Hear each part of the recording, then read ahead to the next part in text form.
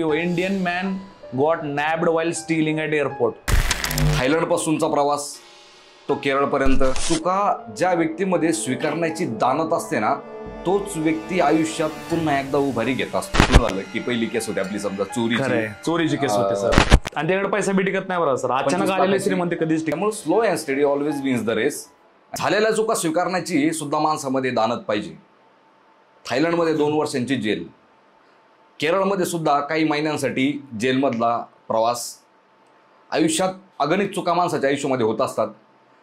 माणूस म्हटल्यानंतर तो एक चुकांचा पुतळा असतो, पण त्या चुका स्वीकारण्याची सुद्धा माणसामध्ये एक मानसिक आणि आपल्या मनोभावी ती आपली तयारी हवी असते.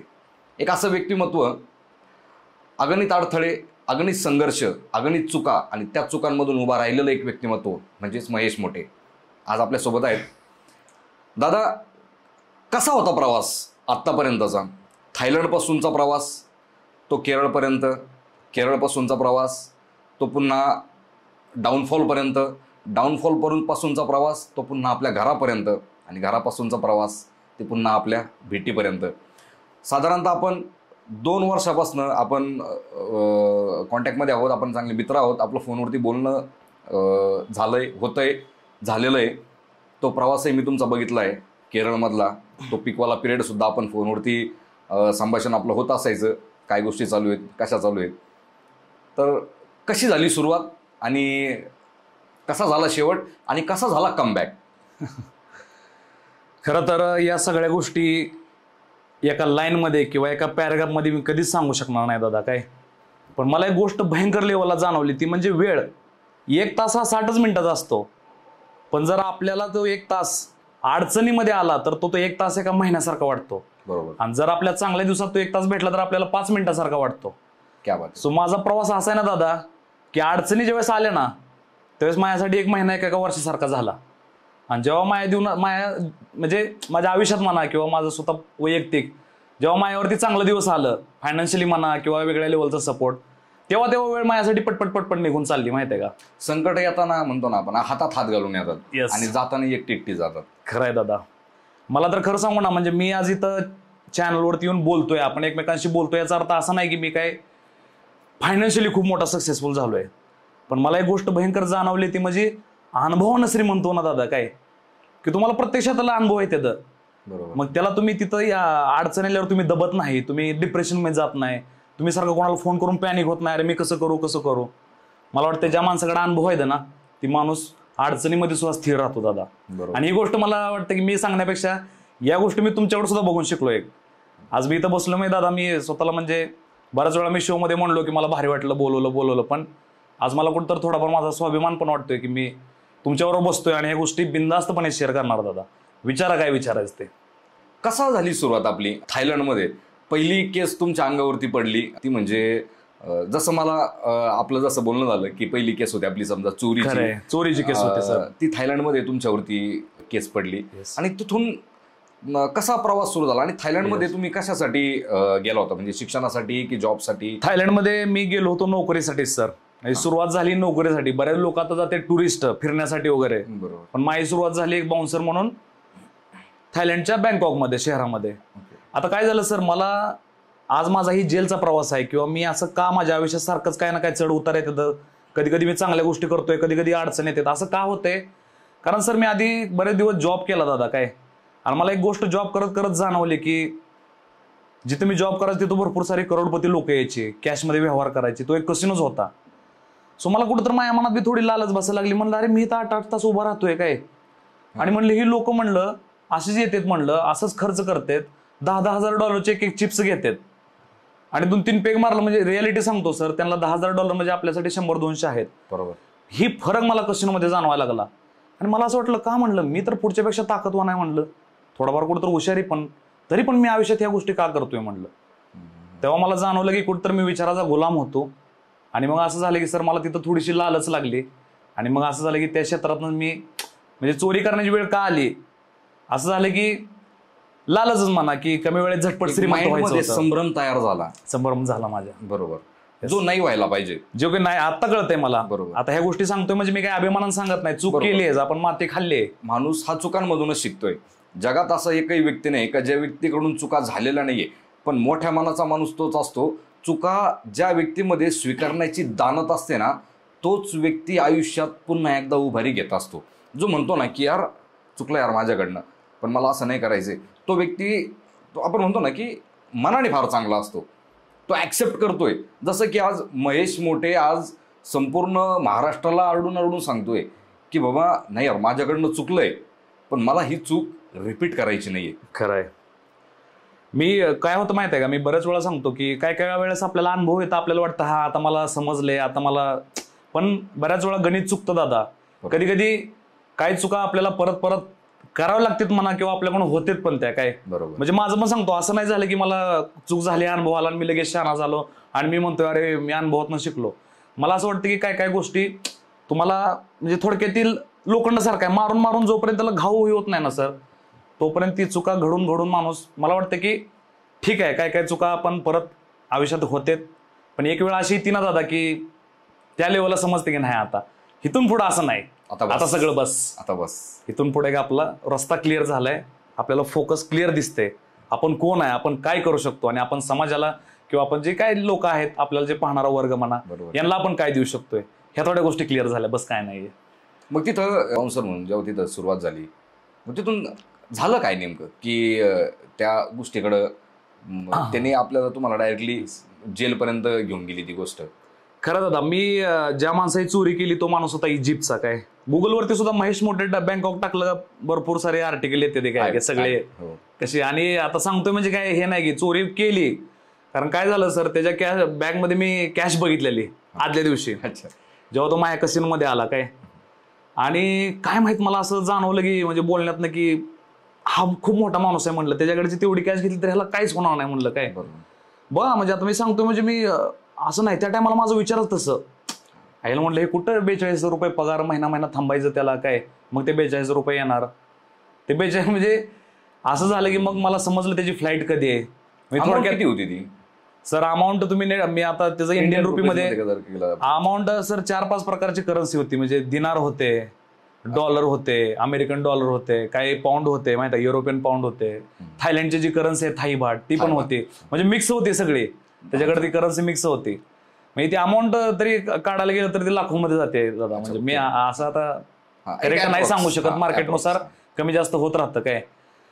पण असं झालं की मी एक क्रिमिनल सारखं, एक कैद्यासारखं किंवा एक गुन्हेगारासारखं मी डोकं त्या टायमाला वापरून मला समजलं याची फ्लाईट किती वाजता, ह्या कधी निघणार आहे, काय निघणार आहे काय. आणि योगायोगानं त्या टायमाला माझी ड्युटी ऑफ होती, आणि माझं असं होतं की बस सिम्पल आहे, तेवढी बॅग घ्यायची आणि मग बस झालं, म्हणलं जॉब बिब करायची काही गरज नाही पडणार आपल्याला. आणि मग मी त्याचा एअरपोर्टवरती पाठलाग केला, आणि एअरपोर्टवरती जेव्हा मला वाटलं की आता हां बस मी घेऊ शकतोय बॅग, त्या टायमाला मी बॅगमधनं कॅश काढून मी पसार झालो दादा. आणि असं झालं की ती गोष्ट एवढी मोठी झाली की एअरपोर्टवरती जेवढं देशातलं दुसऱ्या नंबरचं बिझी एअरपोर्ट आहे बँकॉकचं सुवनभूमी एअरपोर्ट, त्या एवढ्या सिक्युरिटीमध्ये मिलिटरी असताना एक असा माणूस येते दिनधाडे चोरी करून जातोय, आणि सक्सेसफुली बरं का घेऊन गेलो, टॅक्समध्ये बसलो, निघून गेलो. आणि फक्त ते मी एक काय काम केलं माहिती आहे त्या टायमाला, मला माहिती आहे आता मी ऑन द कॅमेरा सगळ्या गोष्टी केल्यात, पकडलं जाणार ही होणार, मला थोडंफार आयडिया होती, म्हणून मी फोन माझा फेकून दिला काय जाता जाता. मी त्या ड्रायव्हरचं लक्ष नसताना मी फोन फेकून दिला, आणि त्यामुळे असं झालं की पोलीस 2 दिवस तिथं शोधत होते, त्यांना कळच ना, लोकेशन तर ते दाखवते. आणि फोन पण असं तर माझ्या त्या टायमाला LGचा फोन होता, काय LGचा स्मार्टफोन आलता, मी ती पण थोडं कमी नोकियासारखा जाय, जरी गाडीतनं टाकला तरी पण फुटला नाही, ऑन राहिला. आणि परत 2 दिवस पण मायामुळे काय झालं, तिथल्या लोकांना, तिथल्या सोसायटीला भरपूर नाही हा व्यक्ती इथंच आहे, इथंच चेकिंग, त्यामुळे मायामुळे थायलंडमधले अपार्टमेंट हे झालं दादा. पण खरं सांगतो म्हणजे आता ह्या सगळ्या गोष्टी घडल्यात, त्या चुकानेच मला असं वाटतं की कुठतरी एक संधी दिली, आणि तुमच्या पुढे बसायचं माझं एक सौभाग्य आहे, माहिती आहे दादा. काय बोलणार याच्या पलीकडे मी. मग तिथून जेलमधला जो प्रवास होता, मग तुम्हाला पकडलं कसं, नंतर कसं पकडलं गेलं, आणि काय झालं सर, या गोष्टी जेव्हा एम्बॅसीकडे गेल्या काय, तेव्हा त्यांनी इंडियन एम्बॅसी पर्यंत गेल्या, हो इंडियन एम्बॅसी पर्यंत गेल्या, आणि इजिप्त एम्बॅसी पर्यंत गेल्या, की देश वेगळाच, तो पण वेगळ्या देशातला, मी पण वेगळ्या देशातला, पण क्राईम झाला ती त्यांच्या देशामध्ये. बरोबर. आणि मग त्या टायमाला NDTV अमेरिका वगैरे, ते CCTV अमेरिका, NDTV हे चॅनलनी ती न्यूज उचलल्यामुळं पोलिसांवरती दबाव आला की नाही जर त्याला पकडलं तर काय लोक म्हणणार, एअरपोर्ट सुद्धा सेफ नाही, तिथून सुद्धा लोक चोरी करून चाललेत. त्यामुळे असं झालं की त्यांनी आर्मीची पण हेल्प घेतली, आणि त्यांनी त्या टायमाला, मला माहित नव्हतं दादा की सॅटेलाइट कॅमेराची हेल्प घेऊन आता बऱ्याच जणांचा गैरसमज आहे की बाबा तिथं सीसीटीव्ही नाही म्हणजे तिथलं काय फुटेज वगैरे नसेल. पण मी म्हणतो गव्हर्नमेंटच्या हातात एवढी पॉवर आहे दादा, जर त्यांना वाटते की ती केस शोधून काढणं गरजेचं आहे त्यावेळेस ते लास्टला घेते ते सॅटेलाइटची हेल्प. म्हणजे इन द सेन्स की गव्हर्नमेंटने जर ठरवलं तर दाऊदला सुद्धा एका रात्री तिथपर्यंत आणू शकतात. कोणाला आम्ही म्हणून ह्या पृथ्वीवरचा एक किडा सुद्धा, माणूस तर लय मोठी गोष्ट आहे, आपण शरीरानं मोठं आहे. जर इंटेलिजन्स एजन्सीनं जर ठरवलं ना पकडायचं, मला वाटतं ते साप किड सुद्धा सोडणार नाहीत, माहिती आहे त्यांना सुद्धा ते पकडून आणतील. आणि तेवढं शक्य आहे दादा सध्याच्या ह्याच्यामध्ये. त्यामुळे मी एक गोष्ट सांगतो, जर कोणाला वाटते ना की मी गुन्हेगारी करून मी मोठा होईल आणि ही होईल, तो जमाना गेलाय आता. सध्या जमाना आलाय ती AI ज्याला म्हणतो काय, तुमचं लगे फिंगरप्रिंट स्कॅन गरज नाही. जरी सीसीटीव्ही फुटेज खराब जरी असलं ना तरी सुद्धा ते तुम्हाला 100% ओळख पटवून द्या. जो जी तरुण आहे आज जर बघितला ना 15 ते 25 वयोगटातले जे तरुण आहेत, भाईगिरीचे स्टेटस असतात, भाईगिरीकडे वळण्याचा कल त्या तरुणांचा फार जास्त वाढलेला आहे. तर जेलमध्ये जाऊन आलेला एक व्यक्ती, स्वतःच्या चुकांमधून शिकलेला एक व्यक्ती, तर ही जी भाईगिरी आहे ह्या भाईगिरीला तुम्ही त्या तरुणांना काय सल्ला द्याल? मी खरं सांगू ना, हे सगळे भाईगिरी आहे ना, मी तर म्हणतो एक जवानाचं रक्त आहे. ज्यावेळेस माणसाला खरंच अनुभव नसतो, कुठतर टीव्हीवरती पिक्चरमध्ये बघायचं असा असा हिरो असतो, भाईगिरी करतो किंवा विलन असतो, मग त्याला लोक मानायला लागतात, भ्यायला लागतात. सो मला असं वाटतं की ह्याच्या पाठीमागे ही जी सिनेमा वगैरे आहेत ना, अशा टाईपचं सिनेमा भरपूर प्रकारचे आहेत, पण जे अशा टाईपचं सिनेमा आहेत ना तीच लोकांना थोडंफार कुठं तर प्रोत्साहन देतात. आणि पुढे यांचा गैरसमज काय असतो माहिती आहे तुम्हाला? खरं सांगतो, भाईगिरी म्हणजे सगळ्यात मला तर वाटतं मूर्खपणा आहे. बरोबर, खरं. आणि ती कोण म्हणू शकतो, जी माणूस त्यातनं जाऊन आलाय, ज्यानं मार खाल्लाय. आता मी बोलतोय म्हणजे मी सांगतो, मला थायलंड जेलमध्ये एवढा मार भेटलाय ना, मी माझ्या पाठीवरती मी 1.5 महिना झोपू शकत नव्हतो. आता विषय डायव्हर्ट होतोय, पण तुम्हाला ते पण सांगतो का मार खाल्ला. कारण तिथे एक नियम होता की पोलीस ऑफिसर डोळ्यात डोळं घालू शकत नाही. मी होतो इंडियन, मी जेलमध्ये गेलो तर मी असंच आहे की बाबा नाही, मी म्हणजे माझ्या पहिल्यापासून ती भाईगिरी किंवा तो एक म्हणतो ना एक पाटील की काय नाही बाबा नाही, बस झुकेगा नाही साला म्हणणार किंवा लोक म्हणणार नाही नाही आम्ही खानदानी लोक आहे, आमची बापदादा पण असलीच होती ना, आपलं नादी लागला का शेवटच करणार. म्हणजे ह्या ज्या गोष्टी आहेत ना, मला वाटतं एक कळत न कळत अडाणीपणाचं लक्षण आहे दादा. बरोबर, तो एक मूर्खपणा आहे थोडक्यात. कारण जी खरा माणूस आहे ना ती कधीच असले भांडण तटणं कुणाला तोंड देत बसत नाही, काय अजिबात नाही. ती लढतो ती विचारा ना बघा, शांत राहून. It's okay. हा ठीक आहे बाबा, तुला समोरचा व्यक्ती जो खरंच मॅच्युअर्ड व्यक्ती आहे ना जगामध्ये, मग तो मुलगा असो, तो मनुष्य असो, ना ती कुणी असो, समोरच्या व्यक्तीने त्याला शिवाय जरी दिला ना तरी तो व्यक्ती हसून त्याला सांगत असतो, done, bus keep it up. त्यामुळं खरं दादा, आता मी माझ्या कमेंट सुद्धा बघा, मला कसल्या कमेंट यायच्या, नाही तसल्या घाण, एकदम मनोरुग्ण आहे, येड आहे, सायको झाले, डॉक्टरला भेट. किंवा बरेच आता कसं झालं, मला सुरुवातीला शोला बोलावं लागल्यावर मला लोक म्हणायला लागले, अरे ह्यानं असं काय केलंय, ह्याला शो मधनं बोलवत आहे, हा तर जेलमधनं जाऊन आलाय. तर त्या सगळ्या लोकांना माझं एक सांगणं आहे की मी इथं तुम्हाला ज्ञान द्यायला नाही आलो की तुम्ही हे करा ते करा, मी तर उलट तुम्हाला काय करू नका हे सांगणार आहे. बरोबर, जसे की नशा असतील, जसे की भाईगिरी असेल, गुन्हेगारी, कोणाला तर लुटणं, चोरी करणं. महेश मोठे ह्या व्यक्तीला एक गोष्ट सांगायची तुम्हाला की तुम्ही त्या गोष्टी करू नका ज्या गोष्टी त्या व्यक्तीने केल्यात. बस जेव्हा एखादा समोरचा व्यक्ती आपल्याला 2 गोष्टी चांगल्या सांगतो ना, तो आपल्यासोबत आहे ना सेल्फ टॉक करत असतो की अरे हे मी केलंय रे, हे तू करू नको. की बाबा समोरचा जेव्हा आपल्याला 2 गोष्टी आपल्याला समोरचा चांगला सांगतो ना त्यावेळेस तो आपल्यासोबत सेल्फ टॉक करत असतो, ह्या गोष्टी मी केल्याय, ह्या तू करू नकोस. बस, कारण मी ही चूक केली आणि भाईगिरी वगैरे नको रे नादाला लागू, मला माहिती किती मारतात, काय सर्व्हिस मिळते तिथं. मग जेव्हा त्या थायलंडच्या जेलमधून मग त्यावेळेस तुम्हाला सोडवायला आलं कोण किंवा तुमच्यासोबत उभं कोण राहिलं त्यावेळेस? खरं तर त्यावेळेस मी त्या देशामध्ये एकटाच होतो. काय आता मी तुम्हाला पकडायची स्टोरी माहिती सांगित नाही, मी पकडलो गेलो 4थ्या दिवशी, आणि ते पण पोलीस, आर्मी आणि इंटेलिजन्स एजन्सी ह्या तिन्ही गोष्टी एकत्र आल्या. त्यांनी ते सॅटेलाइटचं फुटेज काढलं आणि मग त्या फुटेजमधनं बघा ना, म्हणजे आपल्यापासून 14-15 किलोमीटरवरती कॅमेरे वगैरे आहेत.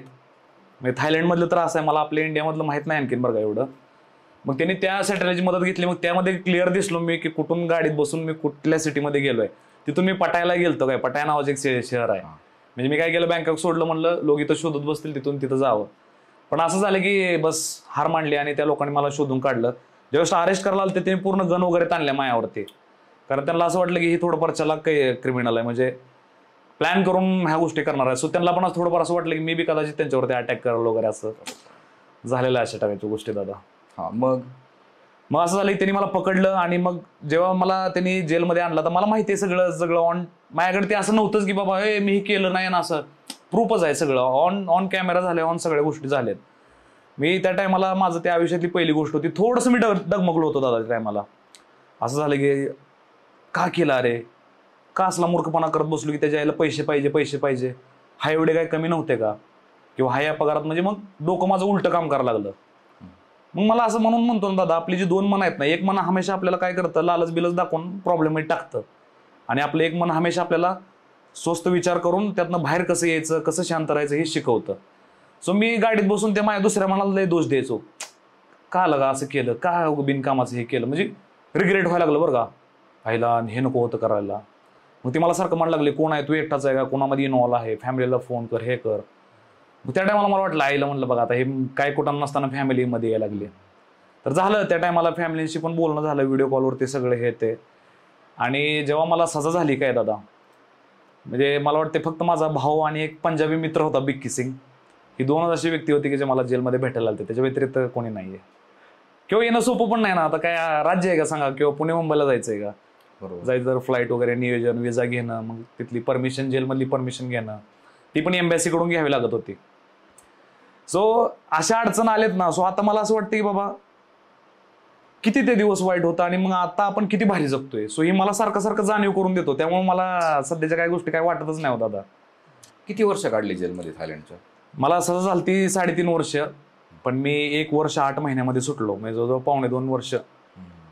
आता ते पण सुटलो का माहित आहे का, मी जेलमध्ये पहिले 1 महिना मी थोडंसं ह्याच्यामध्ये गेलो, म्हणजे गडबडून गोंधळून, समजत नव्हतं, भाषेचा थोडा प्रॉब्लेम व्हायला लागला. पण जेव्हा मला समजलं ना की म्हणलं ही लोक त्रास देणार, त्रास तर मीच मला द्यायला लागलोय, मीच माझ्या मनात गोंधळून गेलोय, हे काय विचार करतील, ते काय विचार करतील, मी कधी सुटलं काय.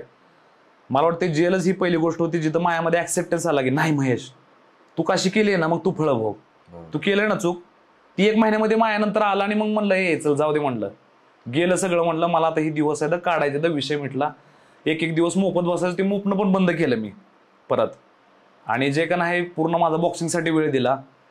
आणि तुम्हाला म्हणतो मी बॉक्सिंग असं शिकलो ना, म्हणजे चपळपणा होता माझ्यामध्ये, डोळं नजर भेदक होती. आणि मग मला असं वाटतं की त्या किक बॉक्सिंगमुळे पण माझा जे कॉन्फिडन्स आहे किंवा जी माझं बोलण्याची चाल आहे किंवा मी बोलताना जी डोळ्यात डोळं घालणं, तिथूनच शिकलोय मी, माहिती आहे का, बॉक्सिंग पासून, थायलंडच्या जेल. येस. सो जेलमध्ये जरी चुकीचं काम करून गेलो ना, तरी पण मला समहाव कुठं ना कुठं जेलनंच मला मजबूत बनवलंय आणि जेलनंच मला दाखवून दिलं की ए कसले बी दिवस येऊ दे, नको टेन्शन घेऊ, फक्त स्वतःच्या मनावर ताबा ठेव, स्वतःला शांत कर, थोडं डोळं बंद कर, काय होत नाहीये, बस दादा. तुम्ही भारताचं जेल पण भोगलंय, विदेशातलं थायलंडचं जेल पण भोगलंय, काय वाटतं दोन्हीमधला डिफरन्स? मग मी खरं सांगू ना बाबतीतला, येस, डिफरन्स जर फरक जर बघितला ना तर फरक म्हणजे जमीन आसमानच्या पलीकडे आहे मी तर म्हणतो. कारण 100% थायलंडचा जेल हा जगातील 3ऱ्या नंबरचा सगळ्यात कडक जेल होता. थायलंड सारख्या साखळ्या इथं माझ्या पायात घातल्या नव्हत्या. मी तर म्हणतो की भारतातलं जे पण जेल आहेत, मला जिथून पण थोडीफार माहिती भेटली ना, मी तर म्हणाल की हे काहीच नाही आहेत. मी तुम्हाला का म्हणलं की मी पोलिसला बोलताना मी फक्त त्या डोळ्यात डोळं घातलं बोलताना बरं का, तर ते त्यांना एवढं लागलं ना, त्यांनी अधिक मला वॉर्निंग दिली ती बरं का, अशी की. आणि मला कसं झालं, भाषा समजली नाही त्या टायमाला. थायलंडमध्ये राहत होतो पण माझं काम इंग्लिशमध्ये होतं, त्यांची भाषा शिकायची मला गरज नव्हती. आणि मग असं झालं की दुसऱ्या दिवशी पण तीच मिस्टेक, सकाळ सकाळ ती ऑफिसर आला आणि मी त्यांच्या सगळे कैदी असेच बरं का झुकून, आणि मीच एकटा त्याकडे असं बघतोय जणू काय मी राजा आहे तिथला. मी ऍक्सेप्ट केलं नव्हतं जे काय मी म्हणलं ना, जे ऍक्सेप्ट केलं ना सर, मला असं वाटतं की ते घाव बसून बसून आता असं झालं की नाही रे, ते स्वीकार कर, ते चुकीचं होतं माहित आहे का. मग ते ऑफिसरनं मला भरपूर मारलं होतं दादा, पूर्ण दांडकी पाठीत घातली होती माहित आहे का, आणि लिटरली 15 मिनिटं मारत होते मला थायलंडमध्ये. येस. आणि त्याच्यानंतर असं झालं की मी परत कधीच ती चूक झाली नाही माहिती आहे का. तसं आपल्या जेलमध्ये नाही. इकडं काय जेलमध्ये मी तुम्हाला खरं म्हणतो, केरळच्या जेलमध्ये सुद्धा बरं का, आपल्या जेलमध्ये मारणं हा प्रकार खूप कमी झालाय, म्हणजे नाहीच आता अस्तित्वात. मारतेत कोण, कैदी कैद्याला होऊ शकतं किंवा ह्या कैद्याने त्याला मारलं, ते असेही गोष्टी होत्यात. मला तर वाटतं की नाही, थायलंडचा जेल हा भयंकर जेल आहे सर. त्यामध्ये साखळ्या वगैरे टाकते पायामध्ये, तुम्हाला म्हणतो कोर्टात नेताना, आणि आहे कारण तिकडं राजेशाही आहे, आपल्यासारखी लोकशाही नाही. अच्छा, बेस. मग तिकडनं पुन्हा परतीचा प्रवास कधी सुरू झाला आणि तो कसा सुरू झाला, आणि त्या परतीच्या प्रवासामध्ये काय वाटलं की एक असं नाही यार, जेलमधून माणूस बाहेर येतोय बाहेरून असा मोकळा श्वास टाकतोय की व्हॉट इज नेक्स्ट. तो एक क्वेश्चन असतो मनात, झाला आता आपण चोरी केली, आपल्याकडनं चूक झाली, आता पुढं काय. आता मी घरी जाऊन माझ्या आईला काय उत्तर देऊ, माझ्या भावाला काय उत्तर देऊ, किंवा मी माझ्या ज्या लोकांना माझ्याबद्दल चांगलं वाटतंय किंवा घरी माझं जे कोणी भाऊ आहे, आई आहे, बाप आहे, त्यांना जाऊन मी सांगू काय.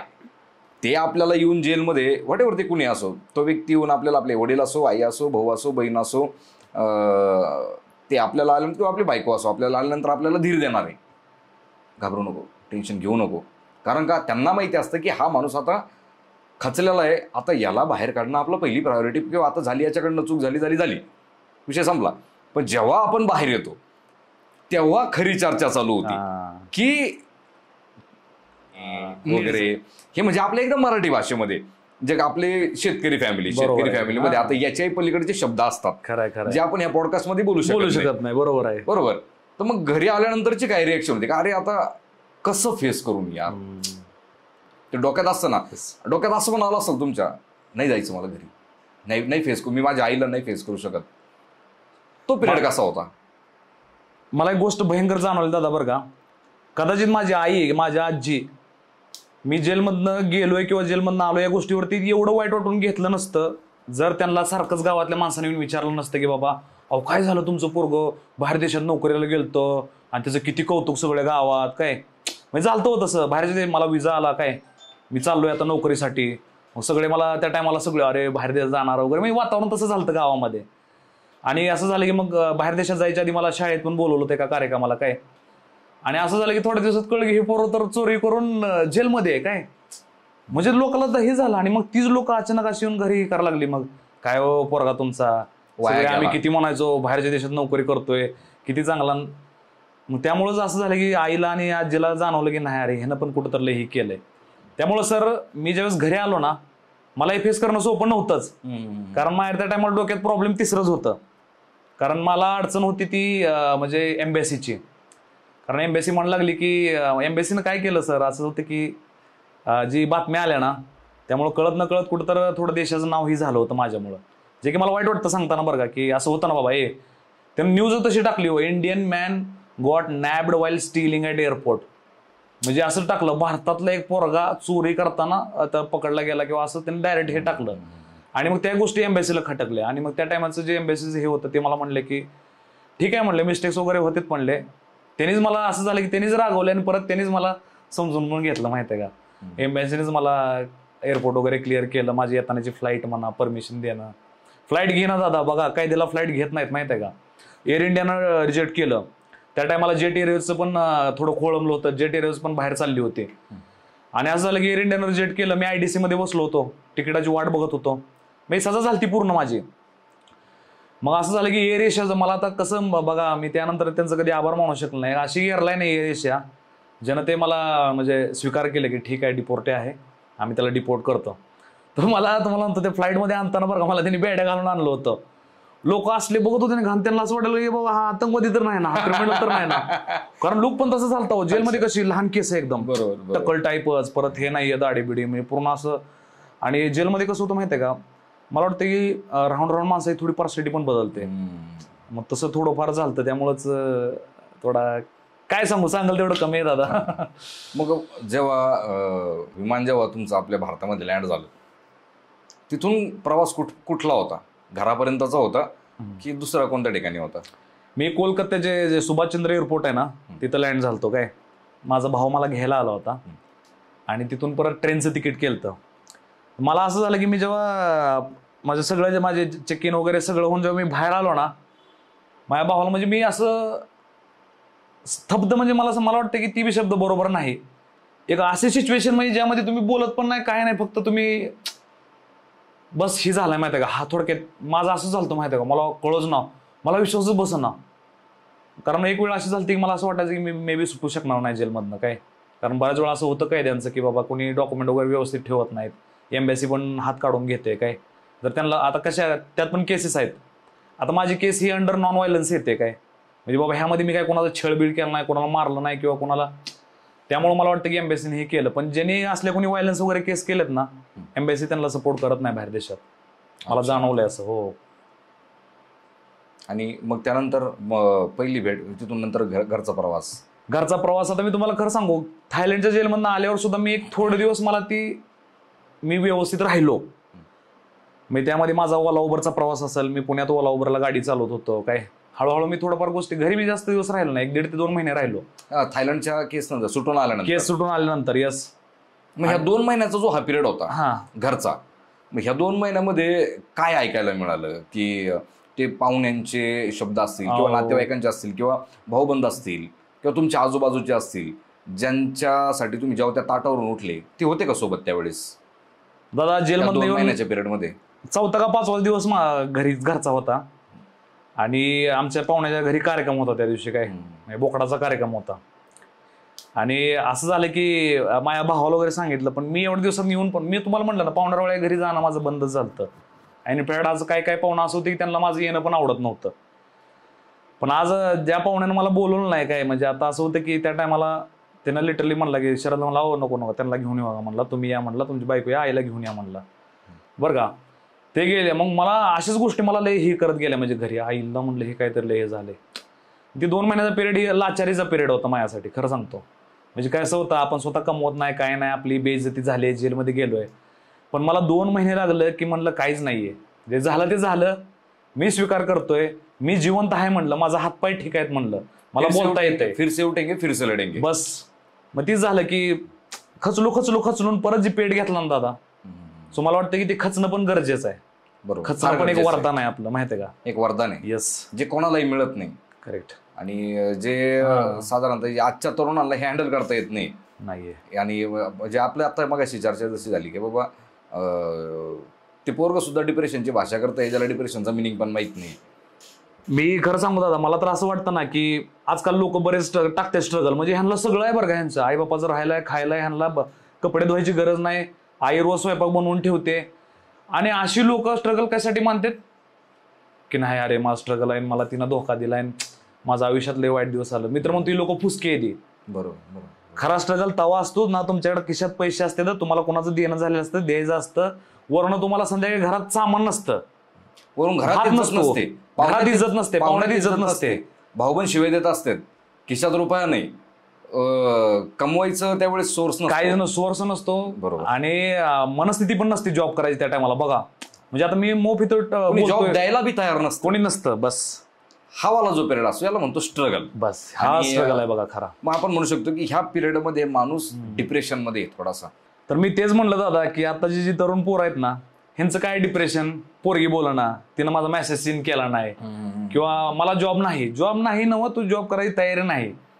जसं केरळमध्ये मी तुम्हाला म्हणलं ना, माझं हे गोष्टी झाल्यावरती मी केरळमध्ये काय करत होतो, हाऊसकीपिंग म्हणजे काय, झाडू मारायचा, पोचा मारायचा, ब्रू करायचा, सगळं माहितीये का, हॉटेलमध्ये करायचो, बेड बनवून ठेवायचो. कपल त्या टायमाला यायचे आणि मी त्यांच्यासाठी लव बर्ड, मला ते बदक पण बनवायचो टॉवेलचा, म्हणजे मी प्रॉपर हाऊसकीपिंगचं काम करत होतो. पण असं झालं की हाऊसकीपिंग काम करता करता ते मॅनेजरला जाणवलं यायला पोरग स्मार्ट आहे, थोडं हे आहे, त्यामुळे माझं कमी दिवसात प्रमोशन पण झालं.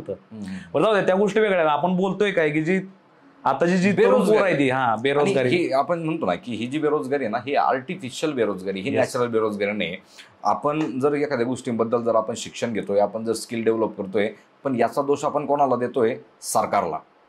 सरकार कोणतंही असो, आपण त्याला दोष देत बसतोय की नोकऱ्या नाहीयेत किंवा तरुणांसाठी प्लॅटफॉर्म नाहीये. पण महत्वाची गोष्ट काय की तरुणांनी सुद्धा त्या गोष्टीसाठी अगोदर काहीतरी केलं पाहिजे. एखाद्या ठिकाणी जर आपण इंटरव्ह्यूसाठी जर जातोय आणि तिथल्या सीओ सोबत जर आपली किंवा तिथल्या HR सोबत जर आपला इंटरव्ह्यू झाला, तर तो सीओ काय बघतोय की तू माझ्या कंपनीमधले किती प्रॉब्लेम सॉल्व्ह करू शकतो, त्यानुसार तुला पेमेंट देणार मी. माझ्या कंपनीमध्ये 100 प्रॉब्लेम आहेत, त्या 100 मधले जर 100 प्रॉब्लेम जर सॉल्व्ह करण्याची जर तुझ्यामध्ये जर दानत असेल तर तुला 10 लाख रुपये पगार. 100 मधले जर तू एकच प्रॉब्लेम सॉल्व्ह करू शकतो तर तुला 8,000 रुपये पगार. बरोबर आहे. तुम्ही प्रॉब्लेम किती सॉल्व्ह करताय त्या कंपनीतले. म्हणजेच काय की तुम्ही डिग्री तर तुम्ही घेतायचे, पण त्या डिग्री घेतल्यानंतर तर तुमचं स्किल डेव्हलपमेंटवरती तुम्ही कसं काम करताय, तुमच्याकडे किती नॉलेज तुम्ही गेन करताय.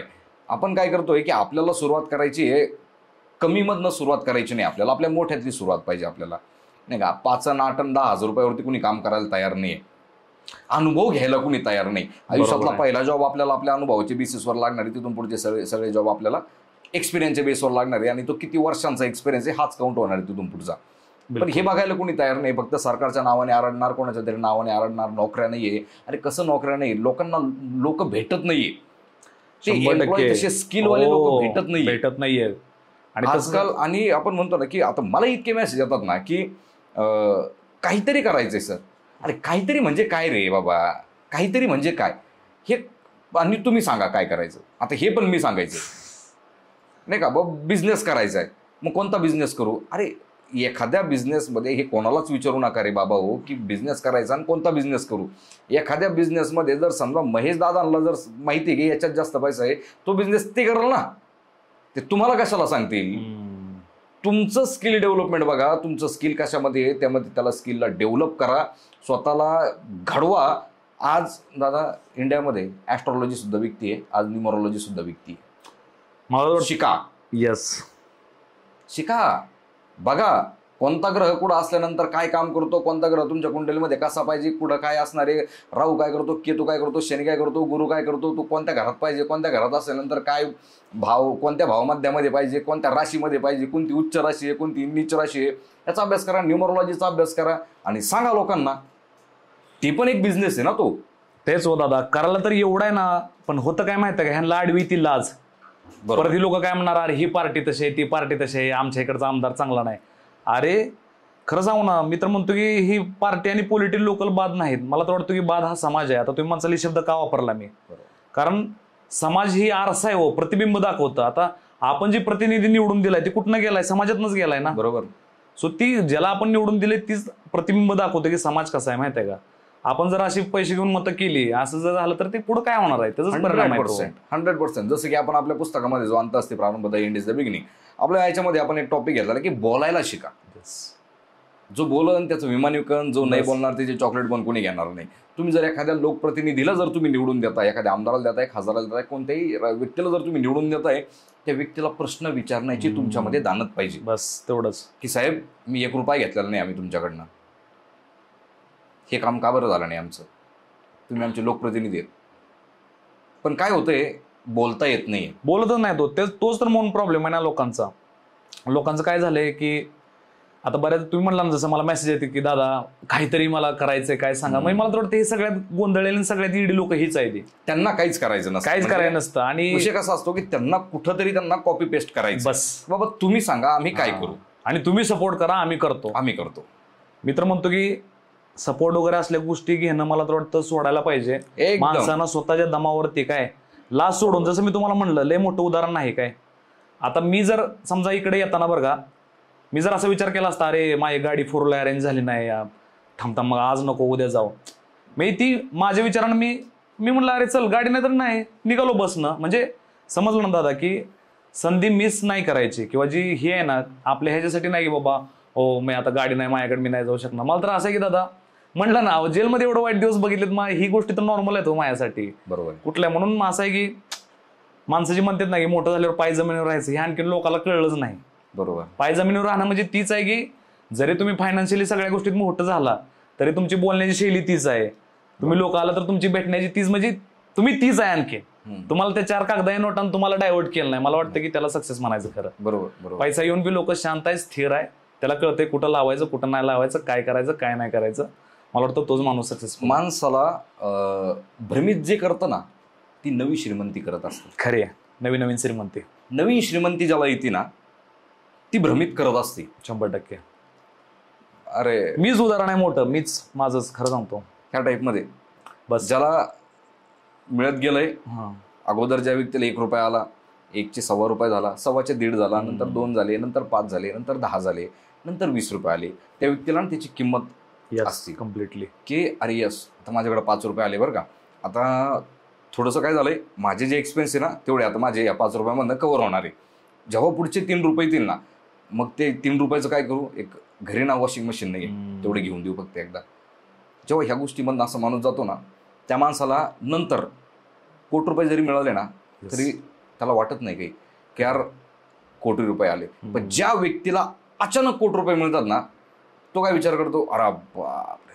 आणि त्याकडे पैसा बी टिकत नाही बरं सर. अचानक आलेले श्रीमंती कधीच टिकत नाही. मग समाजात भरपूर उदाहरण आहेत अशी, जे एका रात्रीत मोठे झालेत आणि एका रात्रीत गायब झाले. बस त्यांना ते टिकवता नाही आलं. त्यामुळे slow and steady always wins the race. आणि जे हळूहळू मिळतं ना ते चिरकाळ टिकतं. ॲब्सोल्युटली. खरंच दादा, मला एक म्हणजे तुम्हाला बोलावं म्हणत होतो बरं का. म्हणजे आहे आपलं मन आहे, भरपूर साऱ्या गोष्टी येत राहतात. काय आता आपण बऱ्याच गोष्टी मायाविषयी ह्या त्या गोष्टीविषयी बोलत राहिलो, पण मला तुमच्याविषयी काही गोष्टी बोलायच्या दादा. काय की जेव्हा मी पाठीमाग काय वर्ष 1.5 वर्षापूर्वी जेव्हा मला तुमचा कधी व्हिडिओ आला असेल काय, किंवा तुम्ही एक असं व्यक्तिमत्व आहे की तुमचा व्हिडिओ असो किंवा तुमचा आवाज असो, माणसाच्या पहिल्या कानावरती पडतो ना, ते एक उत्साह तयार करतोय बरं. आणि त्यामागे सायन्स आहे दादा.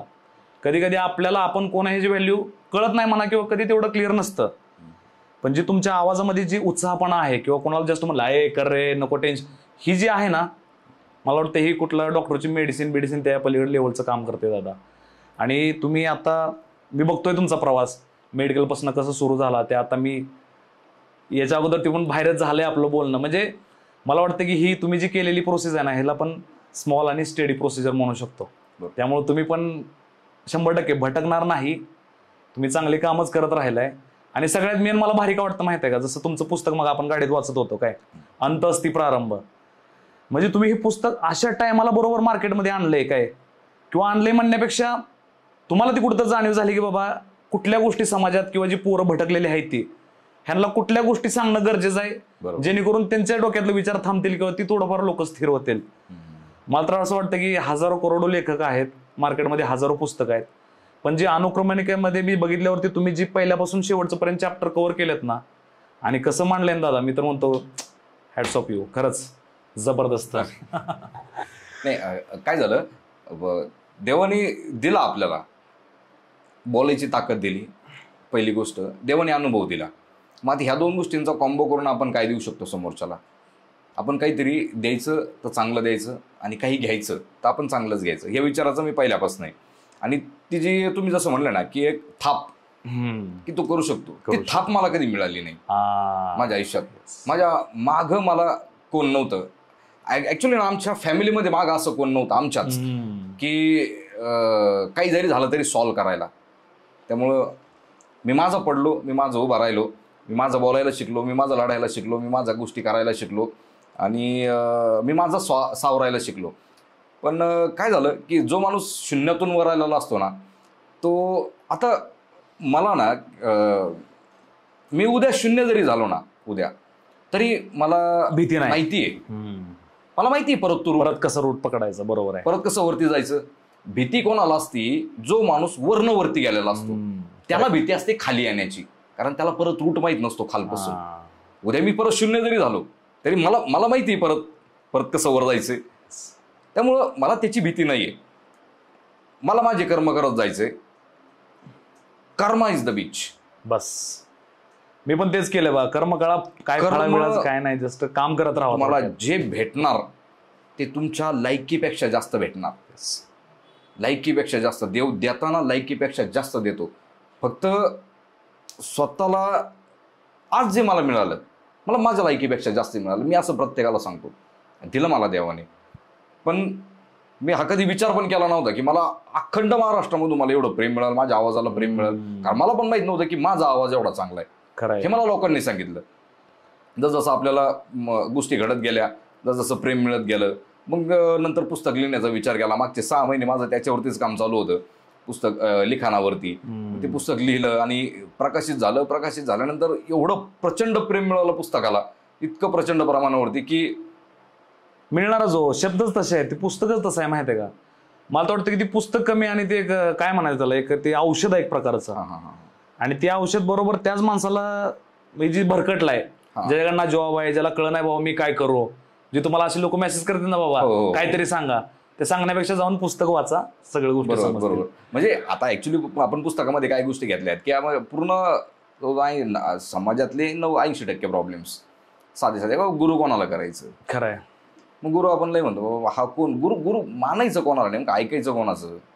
कारण नैराश्य म्हणजे अपॉर्च्युनिटी आहे. यस, ते एक अपॉर्च्युनिटी तुमच्या आयुष्यामध्ये. जर तुम्ही म्हणताय ना तुम्हाला डिप्रेशन आलंय, तुम्हाला स्पेलिंग माहीत नसताना सुद्धा तरी पण डिप्रेशन आलं, मान्य आहे, चला डिप्रेशन आलं, स्वतःला नशीबवान समजा, कोणाच्या आयुष्यामध्ये येत नाही. खरं आहे दादा. जेवढं तुम्ही डिप्रेशनमध्ये जाल, जेवढं तुम्ही ओव्हर थिंकिंगमध्ये जाल, जेवढे तुम्हाला शिवाय भेटणार, जेवढे तुम्हाला टोमणे भेटणार, जेवढे तुम्हाला चापकाचे फटके बसणार तो घोडा एक नंबर येत असतो. करेक्ट. तोच घोडा एक नंबर येत असतो ज्या घोड्यावरती सगळ्यात जास्त चापकाचे फटके पडलेले असतात. पण त्या घोडा एक नंबर आल्यानंतर तो तिथला राजा असतो. 100%. उद्या किती जरी घोडे आले, किती जरी घोड्यांनी नंतर प्रयत्न केले, तरीही ती किंमत कधी त्या घोड्याची जात नसती. त्यामुळं आयुष्य जर तुम्हाला चापकाचे फटके मारून राहिलं, जर तुम्हाला आयुष्यात जेल पाहायला मिळतंय, जर तुम्हाला आयुष्यामध्ये टोमणे पाहायला मिळत आहे, तर ह्या गोष्टीमधून आपण शिकलं पाहिजे. चुका माझ्याही आयुष्यामध्ये झाल्या, भरपूर चुका झाल्या. मी आजही मान्य करतो की माझ्याही आयुष्यामध्ये चुका झाल्या आणि मी तेच सांगण्याचा प्रयत्न करतो की पोराहो, त्या करू नका. संगत बस. Only OQP, only quality people. म्हणजे once you open your mouth you tell the word who you are. Correct. त्यामुळं आपण बसतोय कोणासोबत, त्यांच्याकडून घेतोय काय आणि आपण बोलतोय काय, आपण संगत सुद्धा आपली तशीच निघून जाते.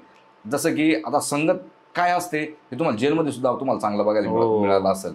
त्याच्यानंतरचा तुमचा प्रवास म्हणजे उलट मी तर असं म्हणाल माझ्याही पेक्षा खडतर आयुष्याचा प्रवास तुमचा आहे. म्हणजे इतकं काही बघणं, ह्या सगळ्या गोष्टी तून जाणं, मला कळतंय हे गोष्टी मला टच होत आहे की यार काय टोमणे असायला आले असतील माणसाच्या आयुष्यामध्ये, किंवा काय गोष्टी घडल्या असतील. मी तुम्हाला खरं म्हणलं ना, समाज एक प्रेशर कुकर आहे माहिती आहे का. हा. ऑटोमॅटिक. आणि जेलमध्ये एवढे दिवस राहिलो, जेलमध्ये कधी माझ्या डोक्यात आत्महत्येचा विचार आला नाही बघा.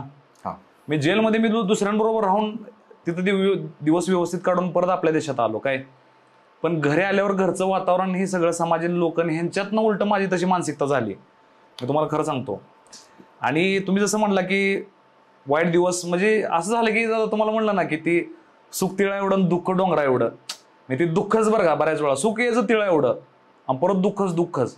आता बऱ्याच वेळा ह्या सगळ्या गोष्टीला कारणीभूत मी स्वतः पण होतो. असं नाही, मी काय दुसऱ्याला ब्लेम देत नाही की दुसऱ्यामुळं. मी स्वतः पायावर दगड मारून घेतलेला आहे आणि मारून घेतलाय म्हणून आता समजते की बाबा का मारोनी. बरोबर आहे का दादा.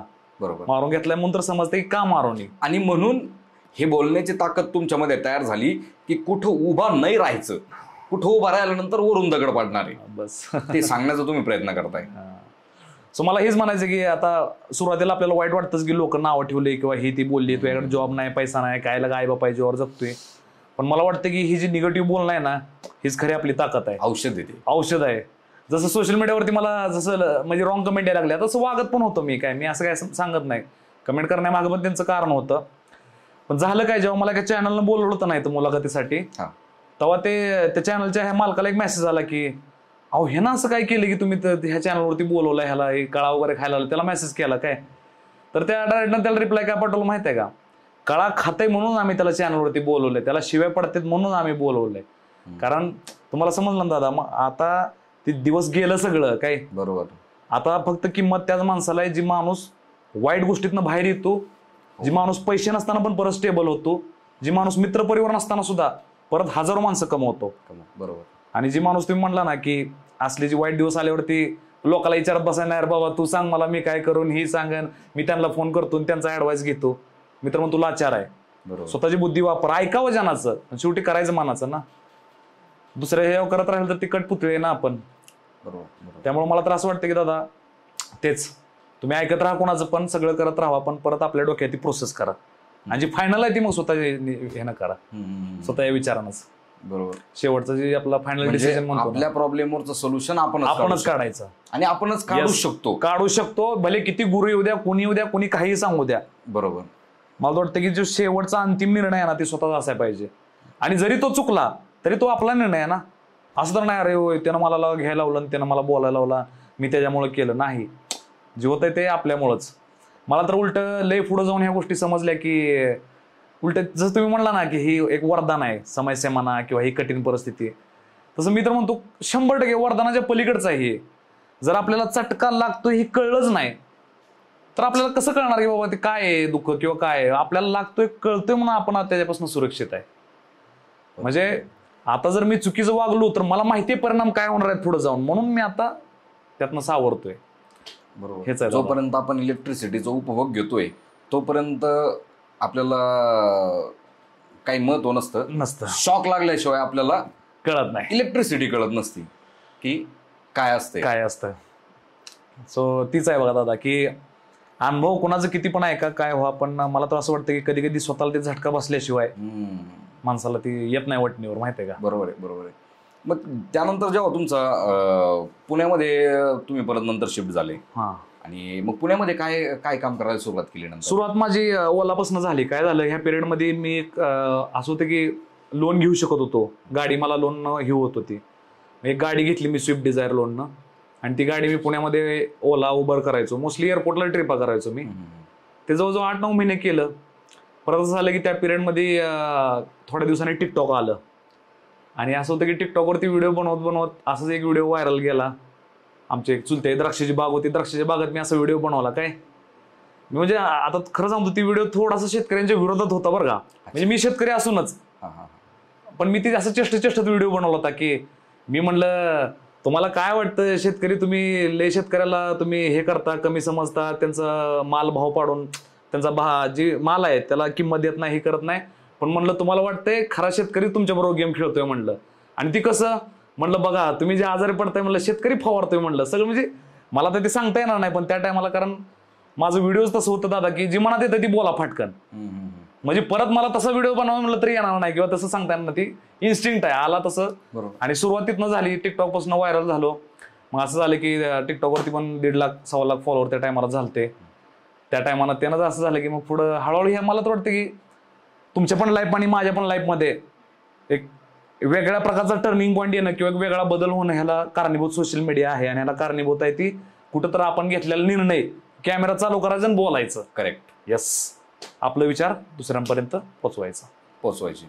सोशल मीडियाचा फार आपल्याला सपोर्ट मिळाला चांगला, 100% दादा. पण त्या सोशल मीडियाचाही आपल्याला चांगल्या पद्धतीने वापर करून घेता आला पाहिजे, आपल्या भविष्यासाठी म्हणा किंवा इतर काही ग्रोथसाठी किंवा बाकीच्या काही चांगल्या गोष्टींसाठी करता आला पाहिजे. फेम कुणाला पण हँडल होत नाही होत. फेम कुणाला पण हँडल नाही होत. बरेच लोक असे आहेत का त्यांचा फेम फक्त तेवढा वर्षभराच्या काळापुरता मर्यादित राहिला, 6 महिने 1 वर्ष, त्यानंतर तो डिझॉल्व्ह झाला पाण्याप्रमाणे. बरोबर आहे. पाण्यामध्ये पाणी जसं डिझॉल्व्ह होऊन जातं, दिसत पण नाही तसं डिझॉल्व्ह होऊन गेला. मग ते काहीही कारण असू शकतं, त्यांना हँडल करता आलं नाही म्हणू शकतो, किंवा त्यांनी पुढं याच्यावरती काही ॲक्शन घेतली नाही असं म्हणू शकतो, की त्यांना ती मेंटेन करता आलं नाही. पण मेंटेन करताही यायला पाहिजे, जसं की तुम्ही मेंटेन करताय. लोक निगेटिव्ह पण बोलताय, पॉझिटिव्ह पण बोलताय, पण आपण लक्ष द्यायचं कोणत्या गोष्टीकडं, निगेटिव्ह गोष्टीकडे द्यायचं का पॉझिटिव्ह गोष्टीकडे द्यायचं, यालाही फार महत्व आहे. मग पुण्यामध्ये जेव्हा तुम्ही गेले तेव्हा मग काय म्हणून सुरुवात केली तिथं पुण्यामध्ये? तेच म्हणलं ना मी. नंतर परत काय झालं माहिती आहे, एक दिवशी मला जिम मध्ये जॉब भेटला. काय एक अमेरिकन जिम होती ही टेटी, त्यामध्ये मला जॉब भेटला. मग असं झालं तिथून पुढं थोडंसं माझा दिवस बेटर झालं बघा. मग तीच आहे परत नंतरची स्टोरी. फेमस झालो, मग मुलगी भेटली, मग ती आयुष्यात आली. मग परत झालं पुण्यामध्येच आमचं भरपूर गोष्टी सुरू झाल्या. टिकटॉक बंद पडलं. पहिलं प्रेम प्रकरण येस पुण्यामध्ये झालं. अच्छा, म्हणजे जे खरंच सिरियस होतं बाबा, ज्या प्रेमात मला खरंच म्हणजे असं होतं की बाबा नाही आहे कुठं तर ते वेगळ्या लेवलचं, किंवा त्रास म्हणा, किंवा ते एकमेकांसाठी रिस्पेक्ट, किंवा काय जरी झालं तर एकमेकांसाठी करणं, तशा प्रकारचं प्रेम मला पुण्यातच झालं. धोका दिला कुणी नेमकं कोणाला? खरं तर आता सुरुवातीला माझं तसं माइंड होतं की यार नाही मला तिनं धोका दिला, किंवा तिला पण असं वाटायचं नाही मी तिला धोका दिला. पण आता एक लेवलवरती आम्ही असं आलो की आम्हाला कळलं की खरं तर धोका आम्ही नाही एकमेकाला दिला. सिच्युएशनच अशी होती की ज्यावेळेस आमचं लग्न जमलं, मग त्या टायमाला फॅमिलीमध्ये आली. मग तुम्हाला माहिती आहे फॅमिलीमध्ये आले का सुरू झाले व्यवहार, काय देणार काय नाही देणार बाबा, किती सोनं घालणार, किती अंगठ्या घालणार. आणि हे आमचं तर प्रेम आहे, आम्ही तर कधी ह्या गोष्टीत बोललो नाही, कधी नाही. सो असं झालं की ही जी ठरवून झालेलं जे व्यवहार आहेत काय, ती थोडंफार आमच्या नात्याला त्यानंच तडा दिला. आणि मग परत त्यांना असं वाटायला लागलं की काय प्रेम आहे ना आता. म्हणजे माझी आई चुकून बोलली असेल तुम्ही काय मुलाला घालणार वगैरे. तुम्हाला माहिती आहे आपले घरची लोक, त्यांना ती नॉर्मल आहे गोष्टी. लग्न जमते म्हणलं ती पुढच्या गोष्टीला विचारणार. पण मी आईला ती गोष्ट सांगायला की आई ती काय कुठला व्यवहार नाही, ती माझं प्रेम आहे, ती मुलगी. मी ती अशी आज लग्न करायला निर्णय घेतोय. म्हणजे ते हे हो, त्यात मी ते करू शकत नाही असं माझं म्हणणं होतं. कुठंतरी एक अटॅचमेंट आहे, कुठंतरी एक अटॅचमेंट आहे, किंवा कुठंतरी आम्हाला याला पूर्ण तोच न्यायचंय. नाही साहेब असं होतं, पण नाही झालं. मग परत म्हणलं ना तुम्हाला, जेव्हा गोष्टी अशा टर्नआउट झाल्या ना त्या टायमाला, म्हणून तर पुण्यात मी वेडा झालतो माहितीये का. म्हणून तर पुणे सोडलं, ते प्रेमामुळेच मी केरळला जायला मजबूर झालो दादा माहितीये का. ते प्रेम, कारण मला पुण्यात कसं झालं, जेव्हा आमचं ब्रेकअप झालं काय, परत भेटणं वगैरेच होईना आमचं, सगळं हळूहळू प्रोसिजर झाल्या. त्या टायमाला मी ज्या जुन्या जागी जात होतो बरं का, म्हणजे मला आठवायचं की अरे मी ती इथं बसून आम्ही आईस्क्रीम खाल्ले, किंवा आम्ही इथं गाडीत जात होतो, बऱ्याच स्पॉटला थांबत होतो. ती स्पॉट मला ही करायला लागलं, म्हणजे असं घायला करायला लागलं. तिथं गेलं का ती जागा मला असं हे करायला लागलं बघा. म्हणजे मी आता एवढा स्वतःला मी ही समजतोय मी असा तसा, पण त्या गोष्टी तशा झाल्या आणि त्यामुळे मी केरळला गेलो बघा. त्या मजबुरीमध्ये, त्या ते ह्याच्यामध्येच की झालं, लग्न मोडलं आपलं, प्रेम पण हे झालं, घरच्याची पण रिलेशन खराब झालं. सो तीच एक पिरियड होता ज्यानं मला केरळला ढकललं.